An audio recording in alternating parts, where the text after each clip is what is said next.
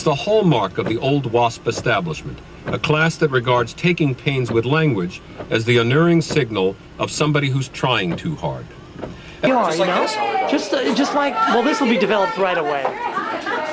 Caesar and Tony. I'm glad I don't chew with my mouth. Yeah, why I like not? that he carries the camera around. Yeah. You know what I mean? I mean, the woman's got to know something. I have some George Bush quotes. Now, I'm usually a Democrat. How many Democrats do we have in the Democrats? Here. Yeah, I mean, let's pretty much face it. There are people who care a little bit more about this country than Republicans. They're kind of like Republicans. It's like, nuke them, crash them, burn them. First time I ever performed on stage, the problem is, I know my boy can't see because he was wearing his glasses. Anyway,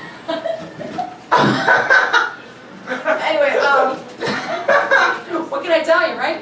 Hey, Tony. Hang-ups and one wrong number to reach your damned answering machine. Yay! Those idioms are asinine and untrue. I will desiccate, salivate, I will obliterate the cake. I will take the cake. I will deface the cake and still have endless supplies awaiting me like peasant frogs, like guillotining pearls, like the past and the future sharing its wealth with me at once. I shall take the cake and have it afterwards and before. My dining habits are without limits, and to think that I have limited dining opportunities is limiting and small and thinking within the box. I will take the cake and treasure it too. Hold it up in a high regard on a shelf, on a pedestal, at the bottom of a bottle. I shall have the cake and eat it whole. I shall have the buildings of Bunt, pyramids of panettone, armories of almond croissants, a host of hostess products. I shall envelop the cake and refrigerate it. I shall swallow and save, I shall masticate and maintain, for having and holding, for ruin and reserve, for consumption and containment. I will eat the cake and not forsake it. I will elevate it within my freezer. For no Ebenezer, I will buy 2 cakes.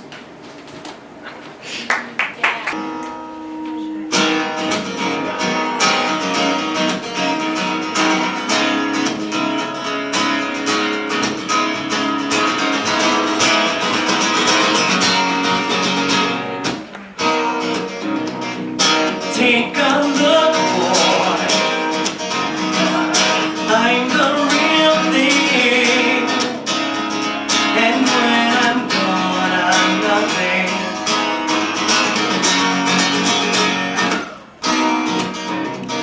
Along are the friends.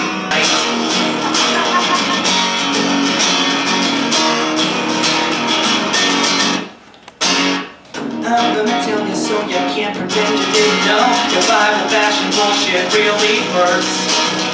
So I'm gonna come into your tiny little Bible town on Sunday, no lesson, play my songs till I feel me and blue and green, the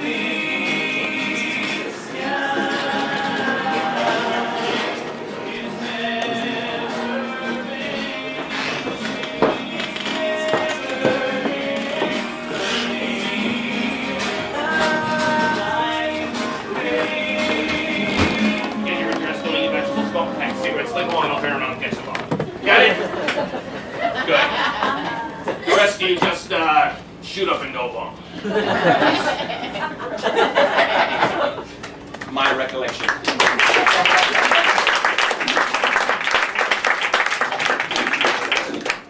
Our next performer is the first time he's performed with Funny Sheesh. We're very glad that he is here. He's performed stand-up comedy all over the place, including Jim Brewer's show on MTV, NBC's Friday Night Videos.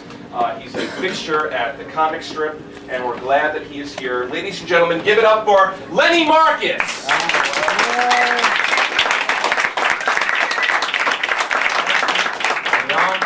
Yes, we're on. I would just like to dedicate this show to Jerry Seinfeld. I had no idea that Mr. Clean and the Mime were going to make fun of the stand-up comedy.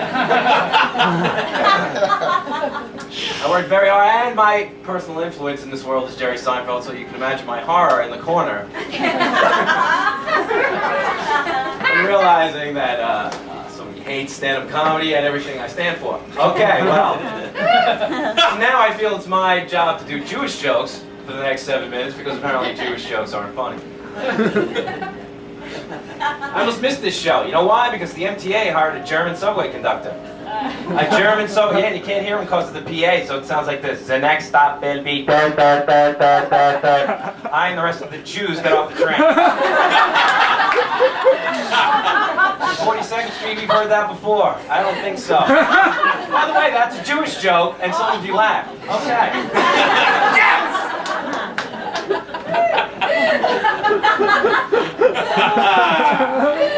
You think it's easy being Jewish in New York City? Do you think it's easy? Every day on my corner, Jews for Jesus. Jews for Jesus! Jews for Jesus! What the fuck is Jews for Jesus? What's next? Blacks for the KKK? Blacks for the KKK! Blacks for the KKK! Lesbians for blowjobs! Lesbians for blowjobs! Puerto Ricans for birth control!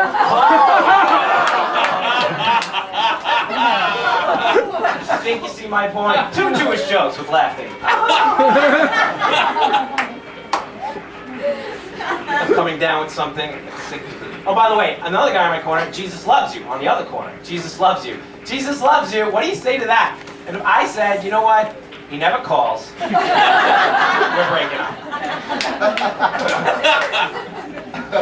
My voice is going down the drain, so you'll have to bear with me. Some nut sneezed on me. That's what caused this thing. It's cold. Some wacko sneezed on me and then gave me a dirty look. Because I did not say God bless you. God bless you, God bless me. I'm the one who's going to get tuberculosis. Stupid priest.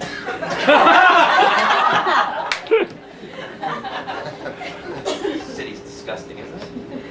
My apartment, 450 degrees at all times. That's not helping me.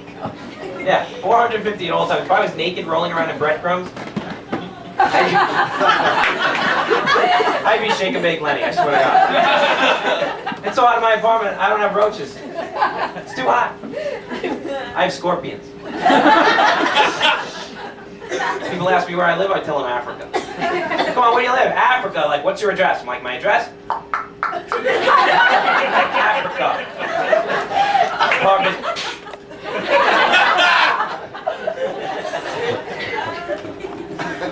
You have this one? Are you all from New York? Yes, I hope. They built, do you have this little situation? They built my toilet right on the radiator.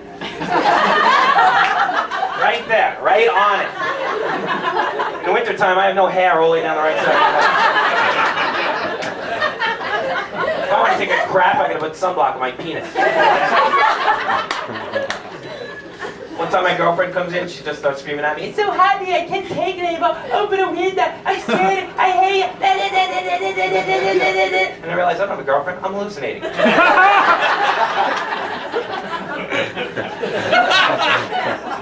hot. You have this situation when you open a window, you get that soot on the windowsill. Everything turns black in my apartment. I love it. I gotta clean it like 10 times. You open a window, everything turns... I claim that growing up as a kid, Spike Lee in New York was a white kid. He was a white kid, and then he opened his window. It's a new movie.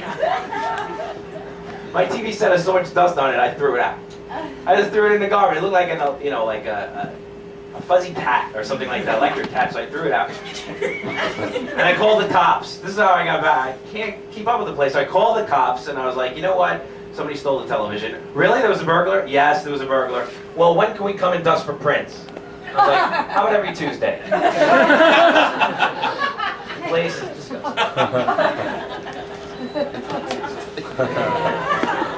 All right, tell me you think this is stupid. I can tell some more New York jokes, or let's see what I want to... Oh, I want to tell you this story.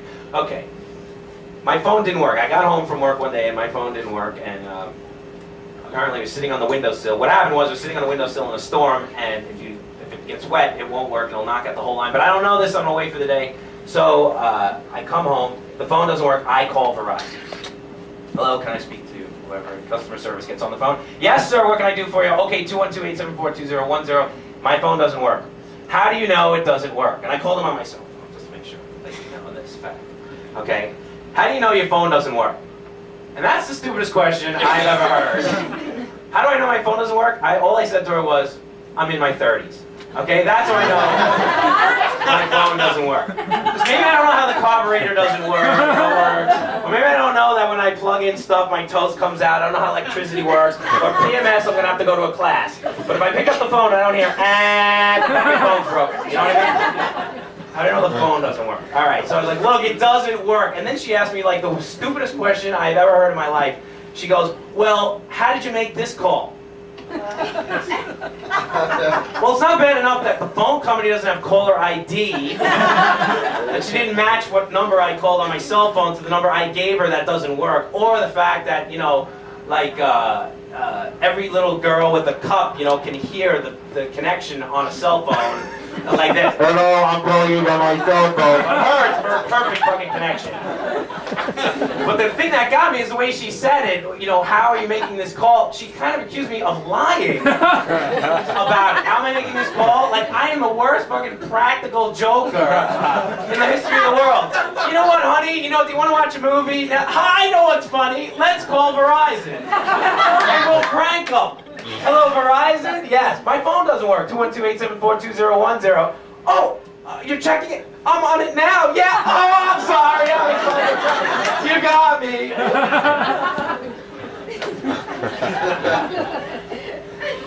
Stupid. The stupid questions I got asked in New York City are just phenomenal. Like, I was walking down the street one time, and I came out of a kosher bakery. I like the bread. And there was a woman waiting for a bus. She looks at me, looks at the sign for the kosher bakery. Excuse me? Yeah. What's in the kosher bakery? That's the stupidest question of that. What do you think she thinks in the kosher bakery? Little cute little rabbis running around in there? Making little yarmulke-shaped cookies? A little foreskin pie? Can I get a piece of the foreskin pie? Alright, I'll leave you with this since my buzzer in my pants is going off, as I like to tell you. Yeah. Okay. This is a story I'll try. Do you know who Bob Shepard is? Anybody? Tell us. Tell him. New York Yankees. That's right. He's a New York Yankees announcer for like the end of time, right? You know, like since he's like 90 years old, this guy, and he's got the world's greatest voice. So if you go to Yankee Stadium for the last like 80 years, like you would hear like, now batting, number 7, Mickey Mantle, number 7. So I had you and I are the only two people going to like this. Okay.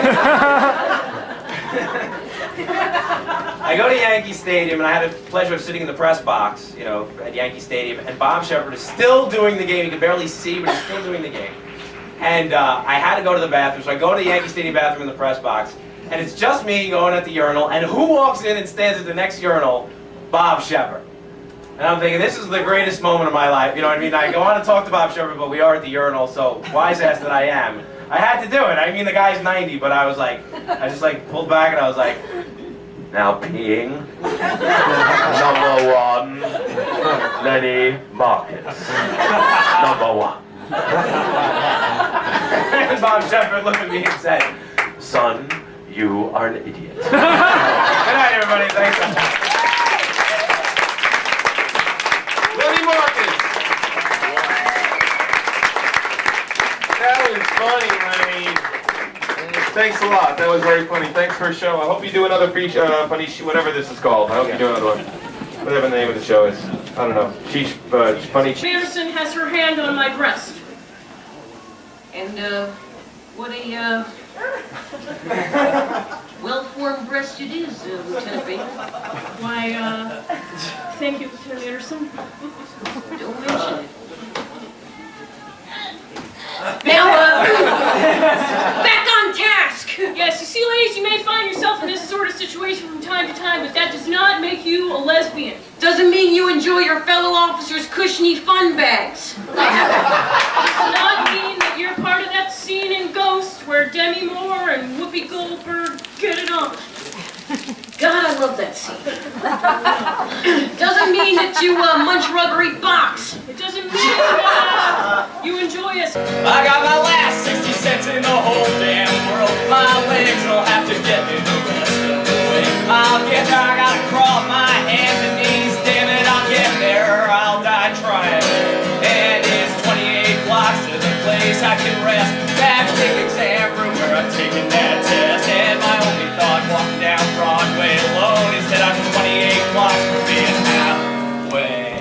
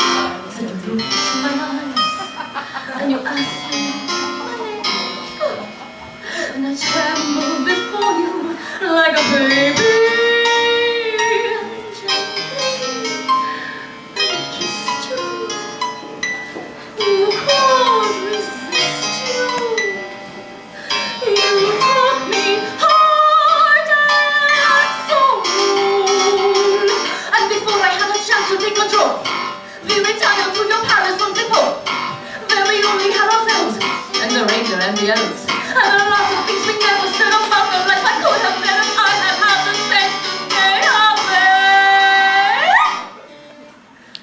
But here we are, and sorry. I know it's time for you to go, Nick. I know by now I'll never claim you for my own. I've been resigned to spend my Christmas That's right, a motherfucker. That's right, I'm a motherfucker. Children, I'm very sorry you had to hear him call me a motherfucker. Parents, I apologize for repeating the word motherfucker, but I just thought you needed to know that I'm a motherfucker. That's what TWA employees think of their passengers. We're all just a bunch of motherfuckers.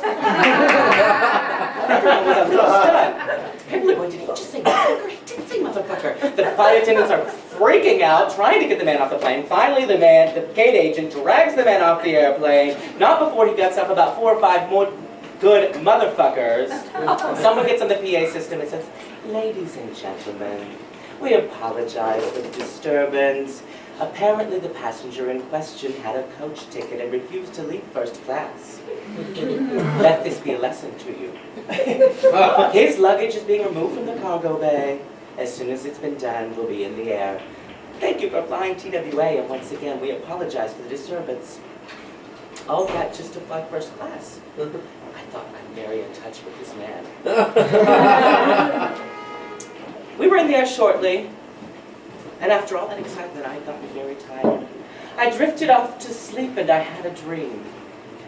I am incredibly rich and incredibly famous, and once again, I am in first class where I belong. I find myself seated next to Sandra Bernhard. We have an instant rapport. She finds me witty and oh so charming, and I find her wry urban sardonicism terribly endearing. We become fast friends, bosom buddies, boon companions. We are like one of those legendary Hollywood couples, Bogey and McCall, Hepburn and Tracy, Lindley and Fell, the Ropers. We are constantly hounded by the press. Sandra, who's the new man in your life? We thought you were a lesbian and isn't he gay? But we do not let their negativity bring us down. Oh no. We have joy, we have fun, we have seasons in the sun. But alas, our friendship burns too bright, it soon fizzles and fades and dies. Leaving entertainment reporters around the globe crying out, what happened? Mary Hart wants to know where did it go wrong. Why aren't Aaron and Sandy together anymore? Oh my God, it's just like Sandy and Madonna. By the way, Sandy, what did happen with you and Madonna? We never reveal exactly what calamity destroyed our friendship. There was a feature segment on E! Mysteries and Scandals, but even H.A. Benza cannot uncover the truth. I see Sandra late one night in a Lifetime intimate portrait, and when my name is mentioned, she gets a single tear in her eye. But still she maintains her silence. We are aloof when we meet, exchanging stiff smiles, but we never speak. It would just be wrong. The magic has passed, it can never be recaptured. The magic that once happened with me and Sandra Bernhard. I begin to hang out with Rosie O'Donnell. Madonna becomes insanely jealous. I try to explain to her, Madonna, Mo, because that's what me and Ro call her. Mo. The magic that happens between me and Rosie can never change the special relationship that you and she have. Why can't we share, Rosie? Open your heart, Madonna. We cry and cry and cry. She sings to me, you must love me. And I say, I do, Madonna. I do love you. I'm crazy for you, and don't let anybody ever tell you differently. Rosie comes in and chastises us. Will you two get over it? There's enough of me to go around, literally. Oh, as she always does, Rosie broke the tension. We drank some Yoo-Hoo and ate some ring ding. And then Madonna made us do some yoga. We leave the kids with the nanny. Fran Drescher is wonderful with them. And we take a walk out onto the beach, arm in arm. The sun begins to dip slowly into the horizon. And Rosie lights a campfire rubbing 2 sticks together. A little trick she learned when she was a brownie. We sit around the campfire. Madonna sings a medley of all her greatest ballads. Rosie cracks a few jokes. We were weeping and laughing simultaneously. I cannot recall a time in my life when I was more content. There were so many things I wanted to say, so many questions, but I am too full. We sit in silence, meditating on the snap, crackle, and pop of the fire. Finally, there was one question burning me up. I have to know, Madonna. No. What did happen with you and Sandra Bernhardt? She looks at me and she smiles, but says nothing. And I understand. Life is a mystery. Everyone must stand alone. I hear you call my name, and it feels like home. Thank you.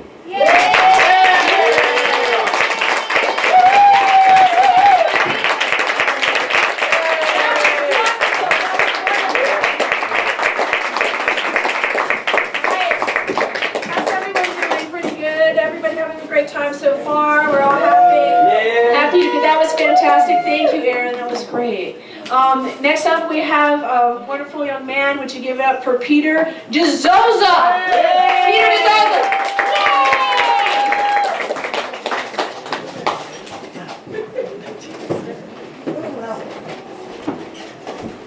Yeah, I came up here actually unexpectedly. I invited Biff Rose to join the Funny Sheesh night. I don't know if anybody remembers the 60s singer-songwriter around the Harry Nilsson days. He's said yes, and then he said no. So anyway, it's good to be up here in his stead. I'm going to play the piano. I really enjoy that. Now, if I'm audible, am I going to use a mic? Yeah. Okay. The song I'd like to share with you is a cover.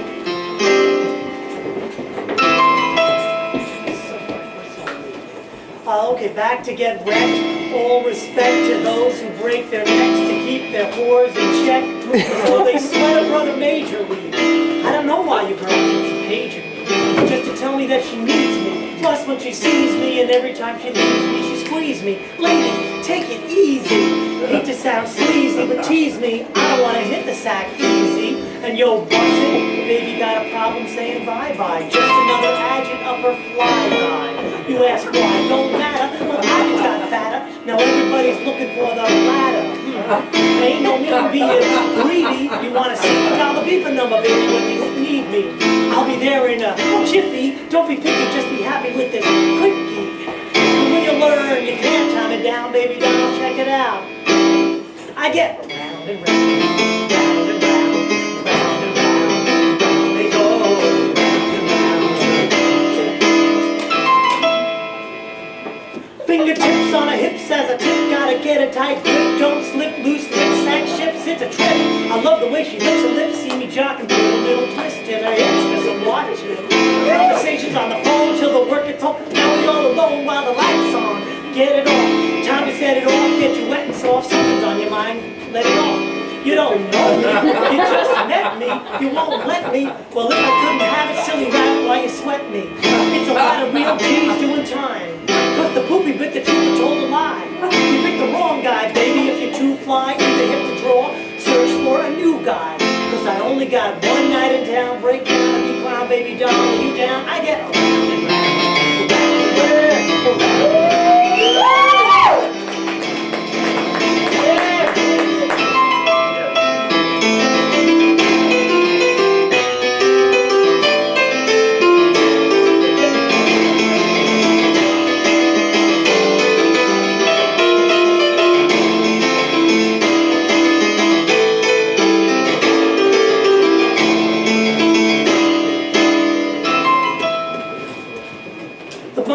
Tupac, the drug money produced that. The fast way to finance a show is to spend a lot of totally expendable, unmarked street cash from the paper piles packed in the pockets of the Rambo on the corner down Wall Street and Pine. Bankroll the project with the bills stacked high. Earmark the greenbacks with money spent till the bills get seized. That's confiscated evidence. Count your assets when the grant comes down. Is it meant to be for me? Is it meant to be? Is it ill-got gain?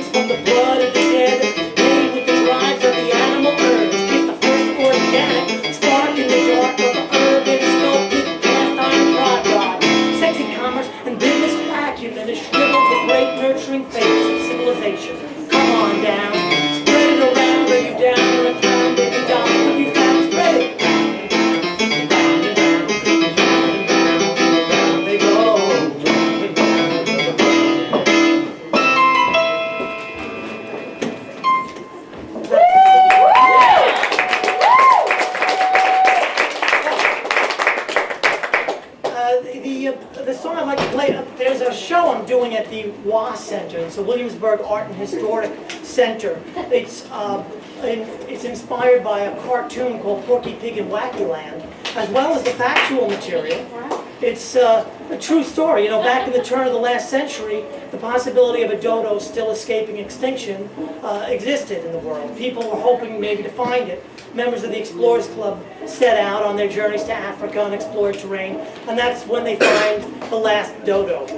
And I was trying to, you know, it's a vast work. It's a vast masterwork. I can't imagine reducing it to 2 words, but that's been in fact, some of the workshops have involved staff members at Manhattan Theater Source, tremendously helpful improvs, and the idea of simplifying it. You know, what could it be about?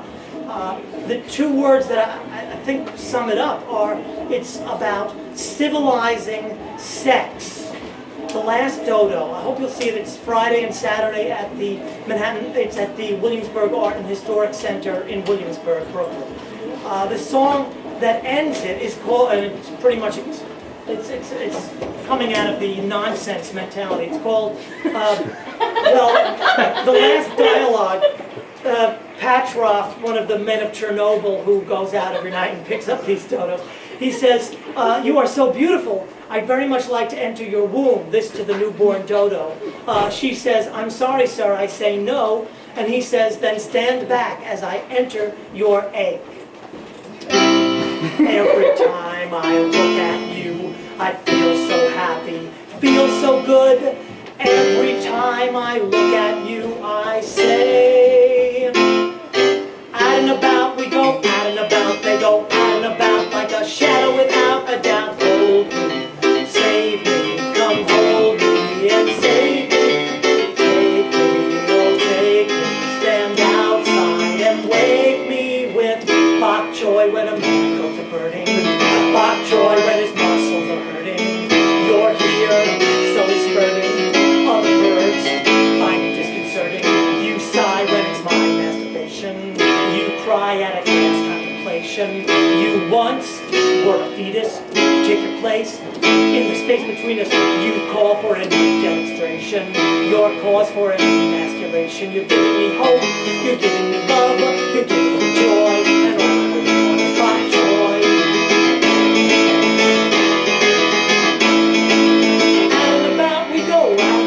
They go out and about like a shadow without a doubt. Come save me, stand outside and wait me. Oh, save me, come save me, stand outside and wait me. Bok choy when it's love when we hit me. Bok choy when we love when we hit it. You're torn, come to mama, take your part in an ancient drama. You sigh at a contemplation. You cry when it's my masturbation.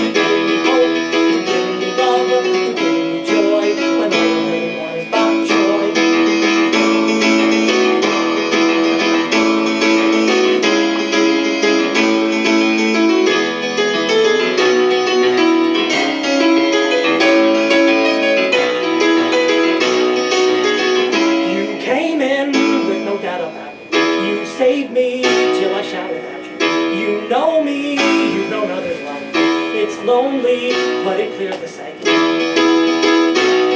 give me love, you give me joy, you give it right here on the street. You know my work is not complete until I'm dancing to the beat of bok choy. It's a new expectation.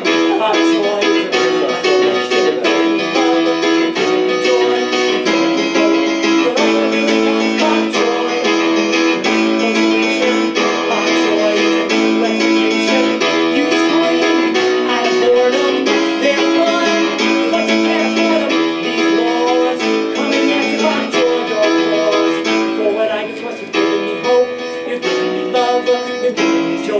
When all I really want is bok choy. All I really want is bok choy. Because you're giving me hope, you're giving me love, you're giving me joy. You're giving me a piece of bok choy. You're giving me a piece of bok choy.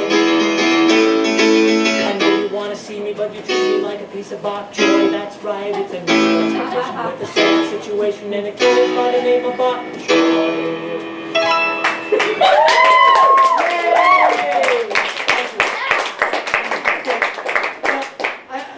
this other song I'd like to sing is about a person who's come to New York from good background. It's called Hellhole.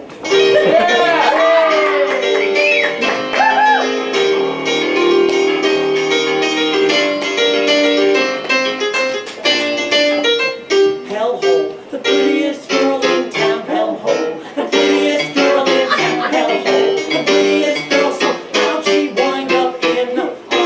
She was a woman who had always been accustomed to such fine things. You'd be stunned. From her upbringing, you would think the pals were thinking there would always be a fun. But they were wrong. Her friends had recently gone. And when she looked and saw them hopping villas with their parents while their maids were doing cleanup, they were always up to something and they never had to come back to a hellhole. The prettiest girl in town, hellhole. The prettiest girl in town, hellhole. The prettiest girl, so how'd she wind up in? She had a carriage that would take her to the beaches in the California sun. She flew to visit other boys who sent her tickets for those weekends filled with fun. But she said no. She said no when they asked her would she marry. She had a plan. She'd be an artist in the city where the streets are paved with money and the only disadvantage is the people by the subway and a hellhole. The prettiest girl in town, hellhole. The prettiest girl in town, hellhole. The prettiest girl, so how'd she wind up in?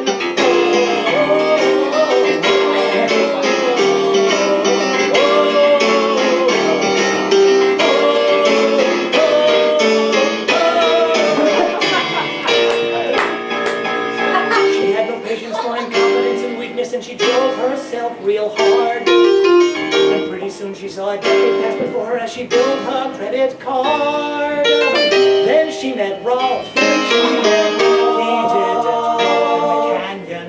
They fell in love. She followed when he moved into the village where it's crowded and it's noisy and it's dirty and oppressive and the air is always stuffy and a hellhole.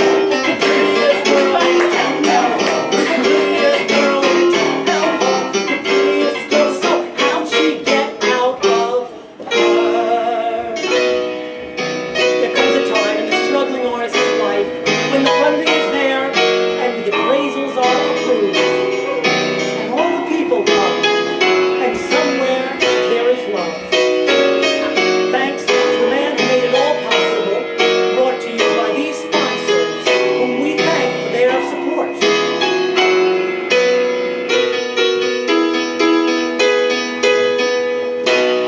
Thank you, everyone.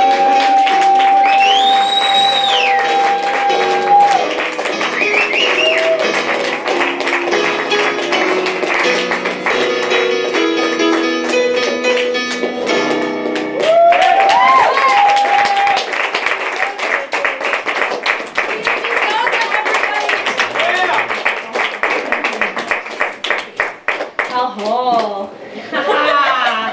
Yeah. I like that. How's everybody doing? We're ready for a little bit more comedy. We have about two more wonderful people coming up, John Hartman and Mary Purdy. You guys know who they are? I feel like Zena more and more. I want like a lesbian relationship with a blonde, but I'll think about it. Anyway, incidentally, segueing so preciously, this man and I have improv. We worked on other funny sheesh alternative variety shows. He has been Now and Again, Now and Later, The Candy, The Show, but also been on many commercials, and just a fantastic stand-up comedian. Would you please welcome John Hartman?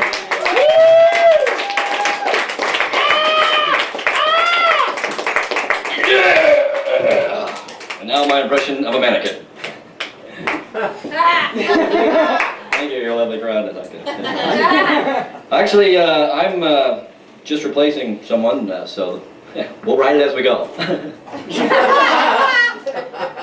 Yeah. Good job. So, not having a good month. No. Well, I'll expound. Well, it could be my fault. Last week I was wearing some really tight spandex pants. Really hugging the boys. You know, they were like, dude! Dude! Thank you. That's my testicle impression. Thank you. Thus, officially ending the highbrow humor. Ordinarily, my testicles don't wear glasses, just contacts since the chafing. Writing as we go. So I'm wearing really tight spandex pants, feeling manly, and I'm doing manly things to myself as I walk down the street. But I accidentally crossed into the Mexican border. They arrested me for smuggling grapes, and you'd think smuggling grapes. And you'd think. And I'm not saying, you know, that these people are, I'm not complaining. But they're very thorough when they search. You ever had a body cavity search? All I'm saying is someone owes me a dinner. Thank you.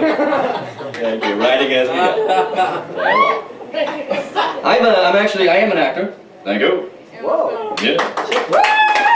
You may have noticed my opposable eyebrow. But I was in, you know, Law and Order now and again, did all that. But my proudest moments are actually my proudest thing that I've done in my body of work is industrial films. You know what these are? They show corporate, when you join a corporation, they force you to watch these. So I thought, that's my gift to you tonight. I'm going to perform some of my greatest moments in industrial films. Thank you. So this first piece is from Prudential, Closing the Sale. Yeah. And, well, let me just set it up a bit. It goes under the category of repeat what the customer has said to make it appear as if you're listening. This is the category. So I play the salesman.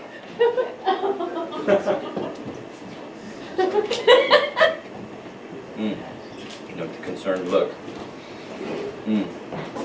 Okay, so what you're saying is, you're concerned about market fluctuations in the future, and you're concerned about my company's ability to supply you in the future. Thank you. That was Jim from Prudential. All right, this next piece is entitled, This is Your First Day at McDonald's, the fryer is your friend. And it's an emotional little piece. It was also entitled, Clean Work Environment is a Safe Work Environment. So this is, I am a disgruntled manager.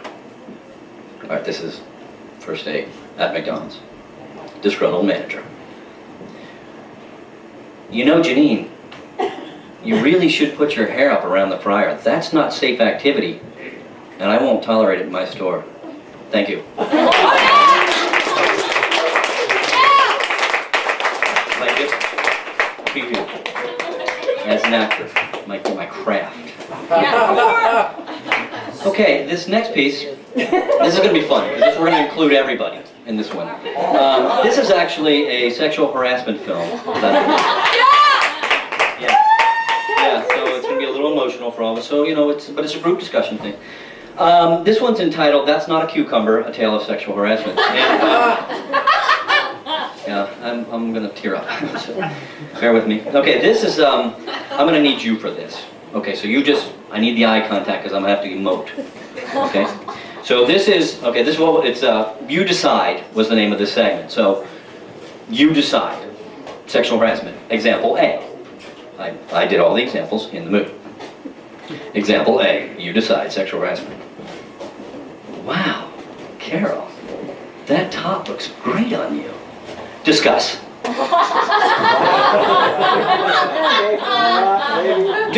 I think just a compliment. That's a compliment. That's safe, neutral ground. All right. Thanks again. Gets a little more complicated. Example B. Oh my God, Carol. That top looks so good on you. Wow. Oh my God. Discuss. Gray area. Okay, gray area. This is why we do these videos, because this is good. This is very important work. Okay, this is example C. Wow, Carol, I'd like to spread your cheeks and poke you like a perverted gerbil. Okay, I'm sorry. That's clearly wrong. That actually was an example. See, that was my own fantasy, and I apologize. So, I'm a professional, I shouldn't do that. I apologize. Back to my story. I'm so sorry, you're so pretty. Damn you. Sorry. Just, man, are you good looking. Okay, example C. Wow, Carol, that top looks nice. It would look even nicer laying next to my bed. Discuss. What's he implying there? What's he implying? I think we lost the gray area there. I think so. So, these are the corporate films that I've made, and I'm proud of them. It's my body of work. All right. Thank you. Well, I just actually did another industrial recently on a social anxiety disorder drug. Yeah, I walked around, oh, everybody hates me, oh, fucking... I had social anxiety, apparently. So, I actually said this on the side of the bottle. Side effects include dry mouth, dizziness, and spontaneous ejaculation. What? What? Spontaneous ejaculation. Now I'm thinking, is this a side effect or a reason to take the drug? Quite honestly. I mean, if spontaneous ejaculation doesn't cause social anxiety disorder, I don't know what will. Walk with me, please. We're in the board meeting. Well, Bob, you'll notice third quarter sales have dipped a bit. But as we enter the fourth quarter, you'll notice a slope, a rising gradual... Oh, good Lord, Mr. Johnson, that'll wash right off. I apologize. I have social anxiety disorder. I really love the numbers. So... That's some sick shit. Go, John, go. Oh, okay, well, I don't even have a routine about this, but this actually happened. I'm walking the subway. I'm big mom, doors open. I'm walking out. Let them off, correct? Yes. Boom, I knock into somebody. He actually called me a dick top. A dick top. Isn't that a little specific? You dick top. Well, fuck you, left nut. It's like that's worse than being the shaft. Like, I don't know why it's worse. Dick top. What is that? Man. I got a cheat sheet. This is from college. I actually, it was A, B, C was the answer. Let's see what I'm gonna do here. I got a whole cheat sheet here. Cheat. Yes. Yeah. Of course, I can't even read my own fucking writing. Okay. This happened. This is a true story. I do want to tell you this. I go in the other day for a haircut. I'm a little dismayed to find out this is no longer hair, it's coverage. You reach a certain age, no, we need some coverage. So I go to the Russian, this is a new barber shop in my area, and the lady is a beautiful Russian lady, and just really pretty. Not as pretty as you though, come on, damn. Sorry, I digress. She's very pretty, and she says to me, she gets done cutting my hair, and she says, and now, I blow you. Right? I said, honey, you do that, you got yourself a repeat customer. But it turns out she didn't know the word dry. So, but I'm going back tomorrow, because you never know.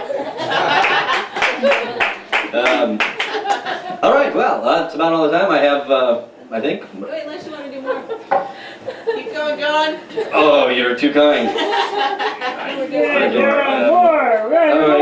Okay. True story, John. Okay, so I'm watching this porno, which I am wont to do, and there's, you know you're in trouble, like when the actors are really good. I was watching this porno and I was like really into the story, believe it or not, and so I'm sitting there watching, and I got a raging hard on, and I mean, like, reading harder than Chinese algebra, and I'm crying because Mary might have cancer, and it was a writing as we go, folks. So, everybody says, porno, it's taking advantage of the woman. The woman? That's like going to Ethiopia and putting a turkey in front of all the starving people. Oh, they're exploiting the turkey there. It's crazy. I mean, what else are these women going to do? Hello, asshole? Yes. This is Debbie Flutterbush. I want to work on Hello. I want to work on something long and cylindrical. I'm gonna go now. So much for writing shit on the stage. No, you're doing great. No, you're an angel. All right. One more quick thought. I'm leaving. Then I'm gone. Okay. Who was the asshole who invented airbags for cars? Those things will drive a beer bottle right through the back of your throat. Thank you. Stay up here. We also do improv. What better time than this? So, I have Miss Christie-Ward up here. She's going to help us, and I wondered if we could do a game. It's called Two-Headed Expert, because two heads are better than one. And so I'm going to call it, you guys want to be our experts here? I'll stand over here, and what I'm going to need is help for the audience, because our expert actually needs to be an expert in something. Step forward, ladies and gentlemen. So anything that you're, like science, health, medicine, yes? Ichthyology. Ichthyology. Oh, shit. All right, ichthyology. They're experts in ichthyology, and I would like, remember the two-headed expert will help you with ichthyology. What is your question about ichthyology? That is our first of all, what the hell is it? Study of fish. Study of fish, ichthyology, and we need a question about the study of fish, and then the two-headed expert will help us with this phenomenon. Any questions about fish? Any personal questions about fish? Any not so personal? Dorsal fins of sharks, is it true that they can be ingested to help cancer? Dorsal fins of sharks. Is it true, the expert that they can be instrumental in helping with the cure for cancer or curing cancer? Dorsal. Fins. Never. Ever. Help. Win. Anything. So. Therefore. I. Can't. Recommend. Dorsal. Fins. Today. Or. Ever. Ichthyology, ladies. So no, any other subject, science, literature, art, poetry, politics, any other... Worm farming. Mormon farming? Worm farming. Worms. Mormon farming! Yeah. Mormon farming, it's the art of farming little varmint Mormons out of the Utah basin. Expert, go ahead. In Worm. country. Where? Worms Grow. profusely. I. Never Take. my Worms. home. Because. They Tend. to Dry. up And. die. So. I Would. recommend That. you Never. take Your. worms. Home. Very good! I think we've heard it all about Mormons and worms. Any other, our expert is going to help you come on, sociology, literature, plants, Cheese. Cheese, that's my next topic. Cheese, and what about cheese, Tony? Canadian cheese? Why does it clog up my intestines so? Why does it cheese, and why does it clog up my intestines so? Let's defer to our expert. Fat. Within. Your Intestinal. comes From. eating To. much. Cheese. Drink Lots. of Fluid. urine, And. wine, To. eliminate This. cheese From. the Intestinal. stream. Thank you. Intestinal stream. That's very good. And also the next one, what about the emotional freeze? I think we were talking about that earlier. John, would you be up for an emotional freeze? I don't even know what the game is. Okay, you guys explain the game and tell the people what they need to know. Basically, we start a scene, and as the scene goes along, you call out what emotion you would like to see change the direction of the scene. First of all, we need identities. Who are we? Therapist. Therapist and... Existentialist philosopher. Therapist and existentialist philosopher. And we are where? At my workplace, which is a retail store. Okay, in a retail store. You will come out for you. Okay. Therapist, existentialist, philosopher in a retail store. Specializing in modern design objects. Specializing in modern design objects. Okay, so when I call out freeze, you guys call out the emotion you want to see, okay? This is useless. I don't even know what the hell I'm bothering for. Well, you're not looking at it metaphysically. You see, this represents the... Freeze! Lust. Emotion. That I'm feeling towards that object. Let me just fix that. Good Lord. Carol, you are a sexy therapist. What? Just freeze! Disgust. Feeling nauseous at the thought of you looking at that object that is supposed to be a deity and thinking lustful thoughts. A deity? A deity. It's the Pope wearing a rubber on his head. You figured it. TikTok.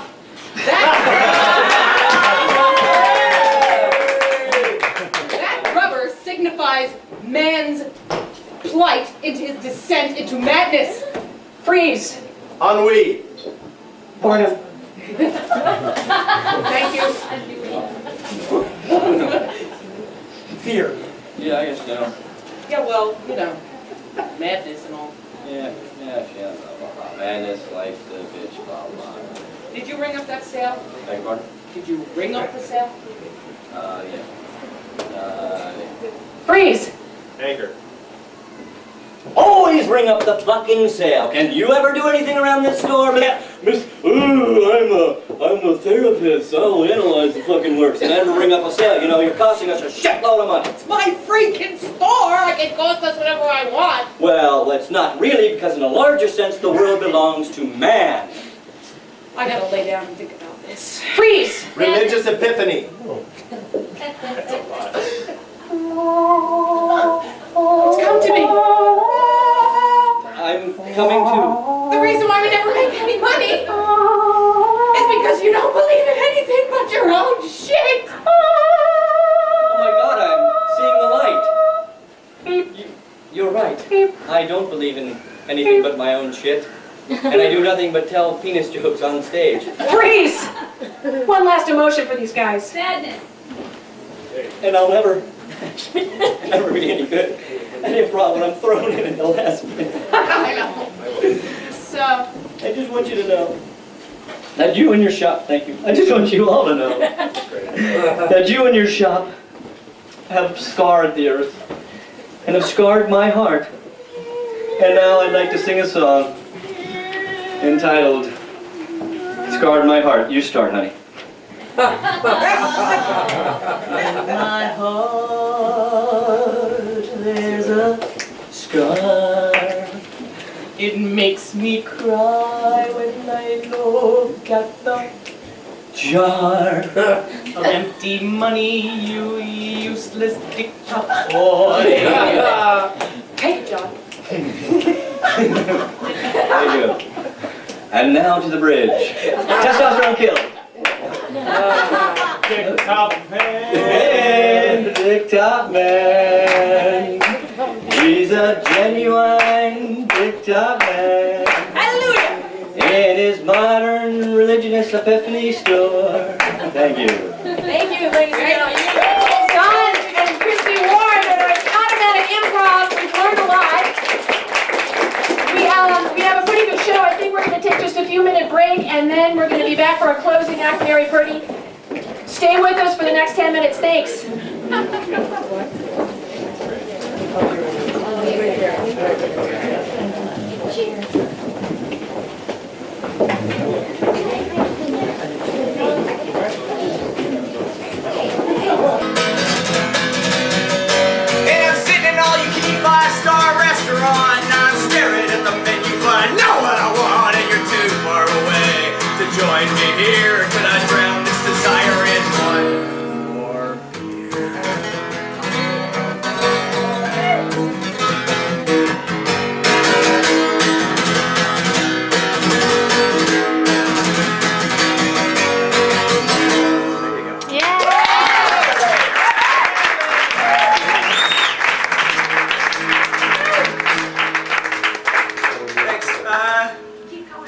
failed novelist.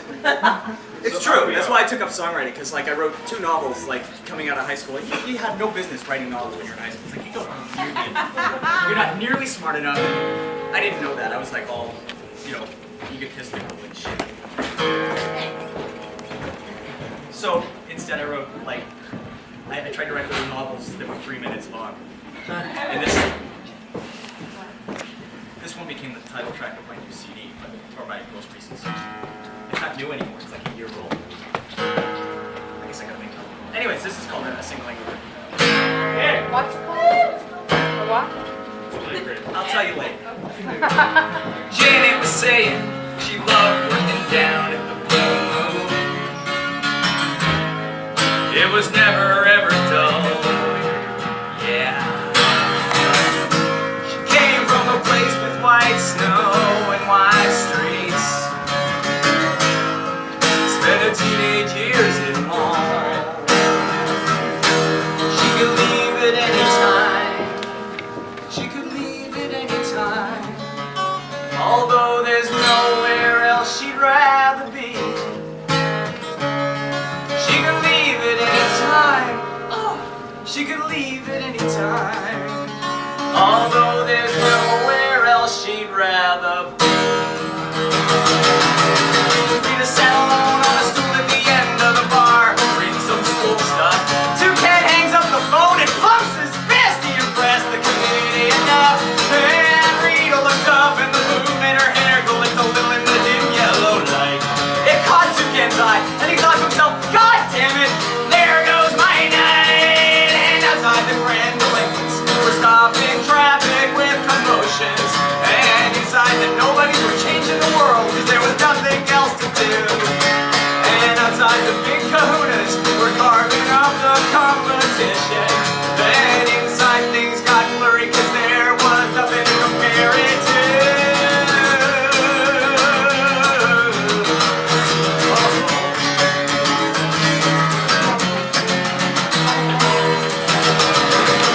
Something got loud with the bumps of the buskers stuck in an ambush off the walk. Toucan threw his arms over Rita's head, thinking maybe this was his best shot. And a table of guys from a booth in the back came up looking for something to knock around. And everybody was yelling, Jenny grabbed the phone like the cops gonna calm the place down.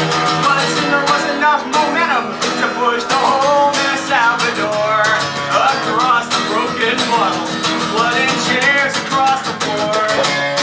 Janet turned the taps off and went to clean and restore some normalcy. And everybody else just sat and watched like it was on TV.